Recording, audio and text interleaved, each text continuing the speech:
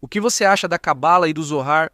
Eu não sei se posso dizer isso aqui na sua live, mas há partes do Zohar que falam sobre Moisés e sobre ele ter tido relações com a forma feminina de Deus, por assim dizer. Cosa que em uma mente. Por isso acredito que a idade para estudá-la seja 40 anos, Você quer conforto? quando falta o ponto de escuta. Vou dizer minha perspectiva do Zohar. A Kabbalah, na minha opinião, é o conhecimento mais profundo da Torá.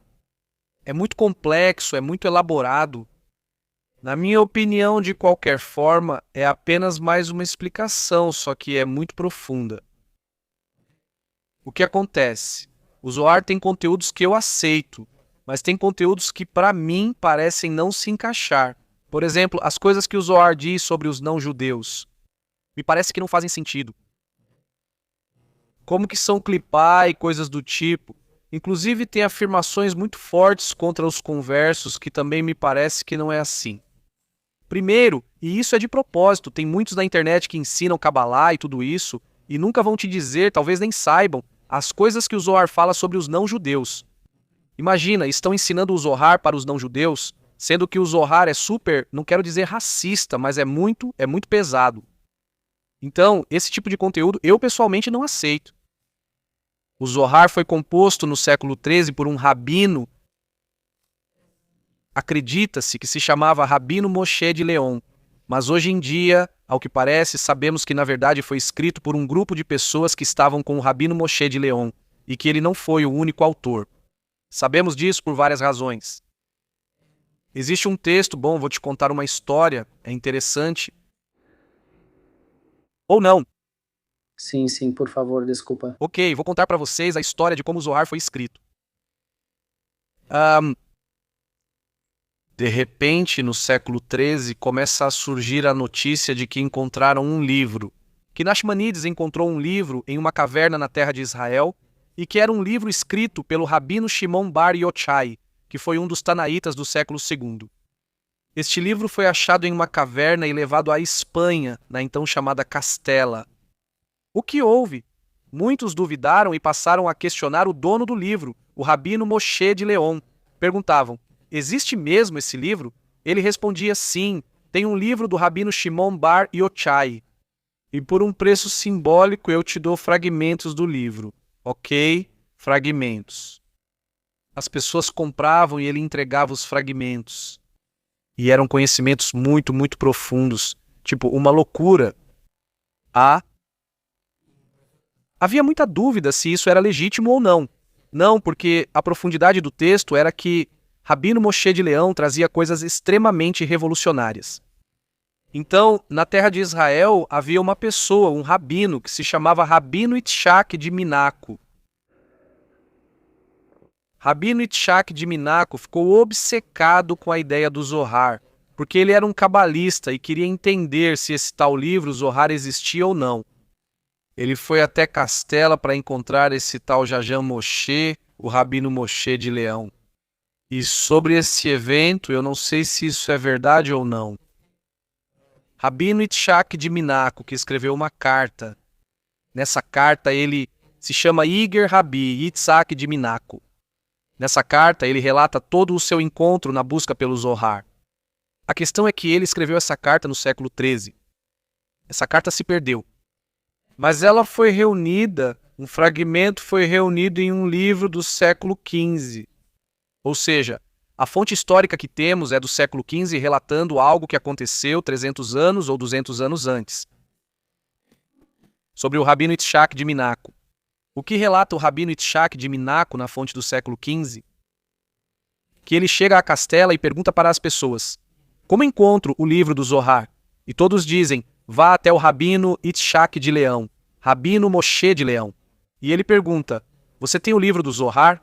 E ele responde: sim, eu tenho o livro do Zohar, e se quiser venha à minha casa amanhã que eu te mostro. Não amanhã, mas venha à minha casa na cidade e eu te mostro. De fato, passaram-se os dias, e Rabino Itshak de Minaco chegou à cidade, e Rabino Moshe de Leão faleceu. Ele havia falecido. Essas eram as coisas. E surgiu a dúvida: esse livro é real? Então ele perguntou para o pessoal do bairro e um dos judeus mais velhos disse: Não, esse livro não é verdadeiro. É uma história que o Rabino Moshe inventou. Não existe esse livro chamado Zohar. Bueno, Ele continuou procurando, mas aqui já aparece a opinião de que o Rabino Moshe de Leão o inventou. Ele continuou procurando e encontrou o rico.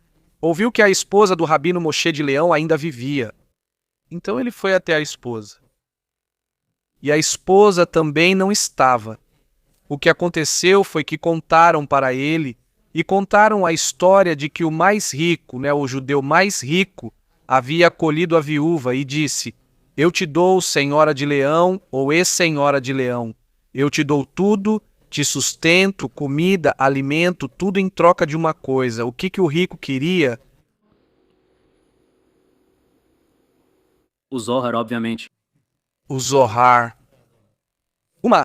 דבר אחד אני מבקש ממך, את ספר הזוהר, assim está escrito. Solo una... Pediu e era o Zohar. O que aconteceu? O que respondeu a esposa de Rabi Moshe de Leon, a viúva, ela disse: Senhor, com todo o respeito, esse livro não está aqui. Tudo foi inventado pelo meu marido, Rabi Moshe de Leon.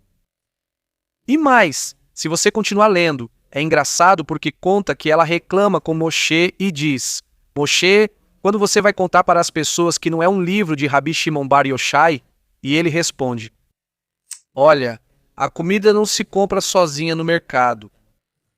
Então, Entendimos.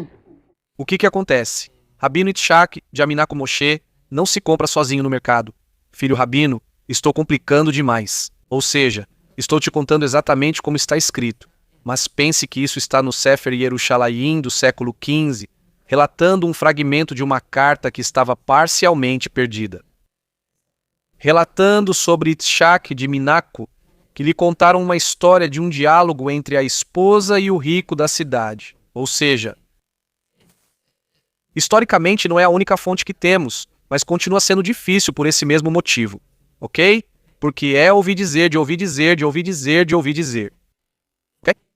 Mas essa é a parte louca, que no final chega Yitzhak de Minaco e ele continua perguntando e vai até um dos cabalistas locais. Então o filho disse: olha, não o dizer Rabino Moshe Sefer HaZohar, você ouviu?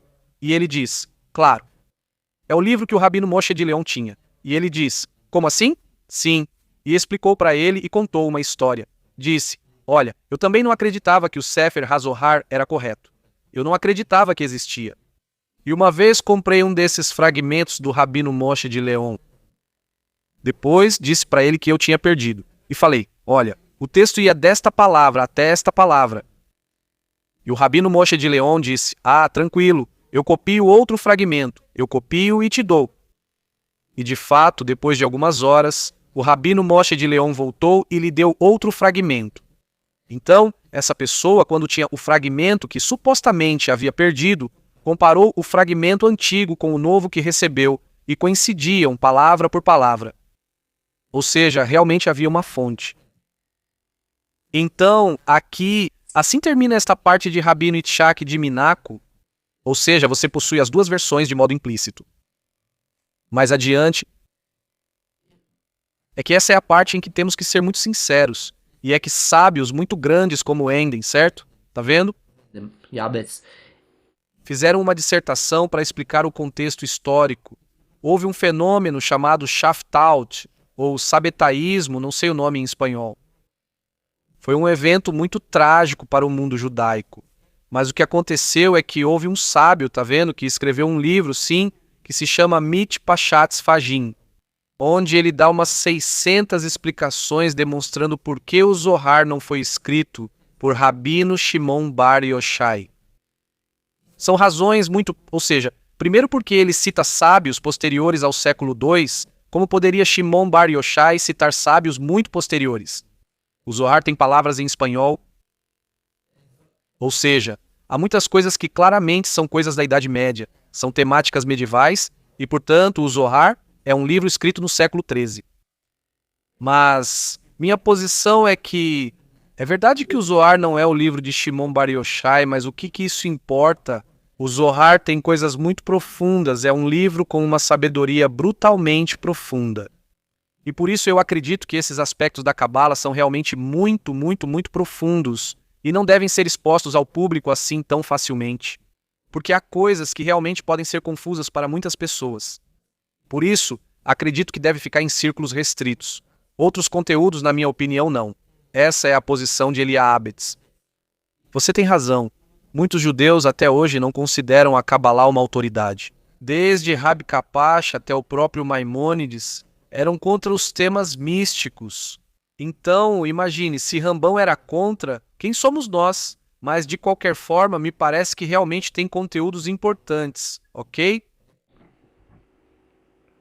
Certo, muito obrigado.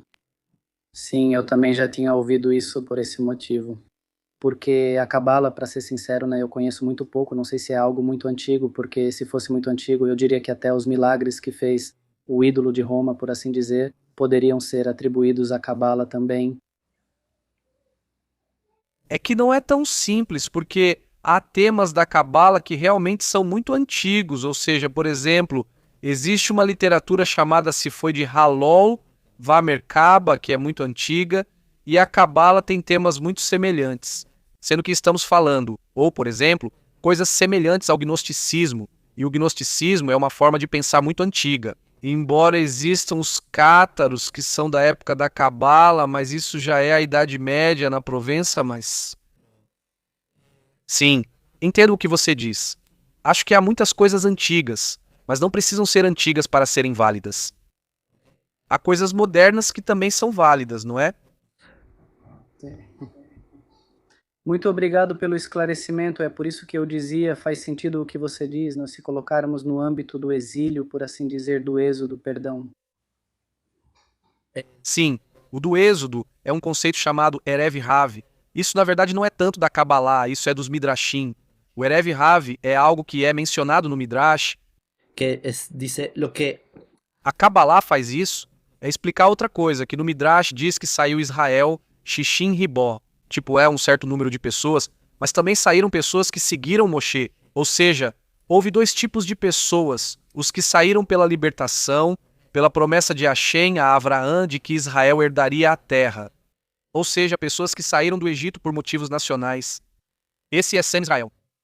Mas houve outros que são o Erev Rav, que saíram por Moshe, ou seja, saíram por causa da religião.